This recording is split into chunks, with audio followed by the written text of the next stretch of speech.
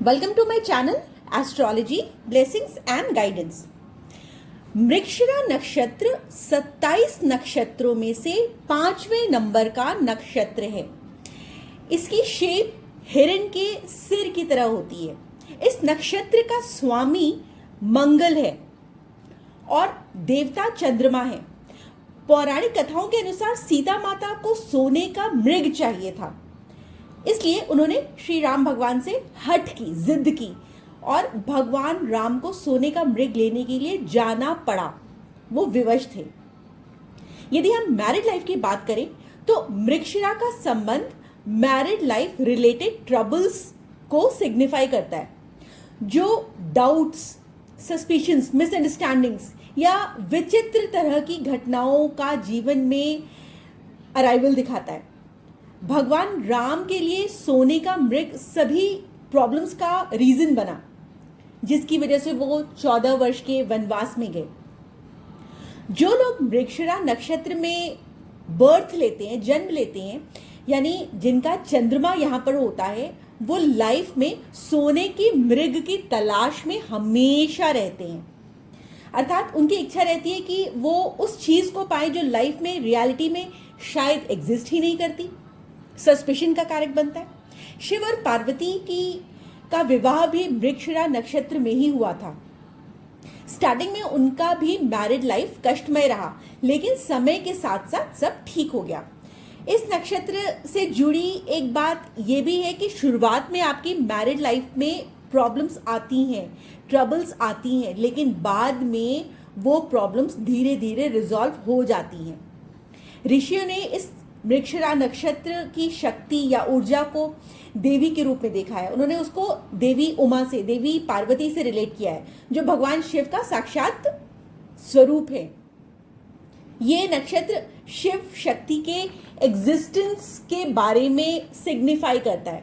जब भी आपकी मैरिड लाइफ में प्रॉब्लम्स आ रही हो तो आप खैर के वृक्ष का या कत्थे का वृक्ष लगाइए और उसकी सेवा करिए। रेगुलरली उसमें जल डालिए, उसको सींचिए। जैसे जैसे वो पेड़ बड़ा होने लग जाएगा, वैसे वैसे आपकी लाइफ में जो भी ट्रबल्स आ रही हैं वो जाती चली जाएंगी। ये नक्षत्र वृषभ राशि में 23 डिग्री 20 मिनट से लेकर के 6 डिग्री 40 मिनट्स तक के बीच में रहता है और ये वृषभ और मिथुन 2 राशियों को पार करके जाता है। क्योंकि ये जो नक्षत्र है वो मंगल का है, तो ऐसे लोग थोड़े टॉल दिखते हैं और उनके जो नैन नक्ष होते हैं वो थोड़े अट्रैक्टिव होते हैं, तीखे होते हैं। आप जब उनको देखेंगे तो आपकी नजर जाकर के उनके ऊपर रुक जाएगी। ये लोग बुद्धिमान भी होते हैं, बलशाली भी होते हैं। बलशाली क्यों? क्योंकि मंगल का नक्षत्र है, मिथुन राशि का प्रभाव है, तो बुद्धिमान भी हुए। ऐसे लोग जॉब या अपने करियर में बार बार चेंजेस पसंद नहीं करते। इन्हें जो काम दे दिया जाता है उसे वो पूरी एनर्जी के साथ, सोचने के साथ, समझने के बाद ही शुरू करते हैं। और एक बात इन लोगों में पक्की है कि इन लोगों को धोखेबाजी पसंद नहीं। ये लोग कभी भी धोखेबाज व्यक्तियों को माफ नहीं करते। ये लोग खुद भी रिलायबल होते हैं और चाहते हैं कि जो लोग भी इनसे एसोसिएट हो वो रिलायबल हो। ये जो है, इन लोगों को स्वाभिमान बहुत पसंद है, इसलिए ये दूसरों से हेल्प लेना भी पसंद नहीं करते।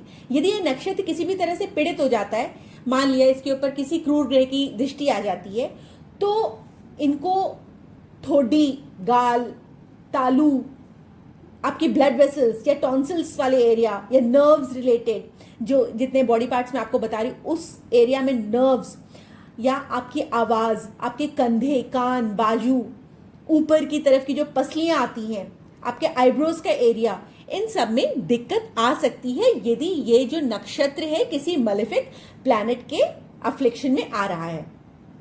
क्योंकि इस नक्षत्र की जो ऊर्जा है वो मंगल की है, तो इन लोगों को पित्त की समस्या अक्सर रहती है। यदि ये लोग इस नक्षत्र का प्रॉपर चैनलाइजेशन कर लें तो इन लोगों को अपनी लाइफ में ट्रबल्स कम आती हैं। ठीक है, जैसे ये पशु पक्षियों में फीमेल सर्पेंट की सेवा करें, मुर्गी की सेवा करें, कत्थे का वृक्ष लगाएं। यदि ये लोग अपनी लाइफ में म्यूजिक को, क्रिएटिविटी को, ट्रैवलिंग को, जंगल विजिट को या ओपन एरियाज या जो ग्रासलैंड्स होते हैं, जो चरागाह होते हैं जहाँ पे हरी हरी घास खूब लगी होती है, प्लेग्राउंड में घूमना टहलना शुरू कर दें, तो ये इस नक्षत्र का चैनलाइजेशन है।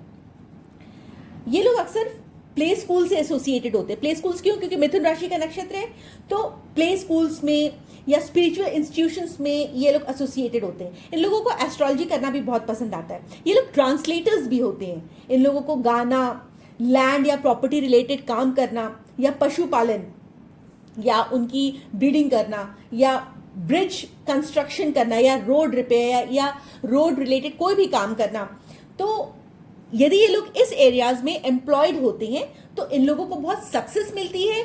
और क्योंकि ये गर्म नक्षत्र है, इस एनर्जी का प्रॉपर चैनलाइजेशन होता है। यदि आपकी जॉब में किसी भी तरह की प्रॉब्लम आ रही है तो मृगशिरा नक्षत्र से रिलेटेड रेमेडीज करिए, उपाय करिए। मार्गशीर्ष महीने में जब भी चंद्रमा मृगशिरा नक्षत्र से ट्रांजिट करता है, गोचर करता है, तो माता पार्वती की उपासना करनी चाहिए। साथ में मंगल के मंत्रों का जाप करना चाहिए। इससे उत्तम फल प्राप्त होता है। तो इस प्रकार से यदि आपका चंद्रमा मृगशिरा नक्षत्र में आता है, यदि आपका कोई भी ग्रह मृगशिरा नक्षत्र में आता है, तो उसका उपाय करिए। इससे आपको बहुत बेस्ट रिजल्ट्स मिलेंगे। यदि आपको मेरी ये वीडियो पसंद आई हो तो प्लीज लाइक करिए, शेयर करिए एंड सब्सक्राइब करिए। Thank you so much for your patience. Thank you very much.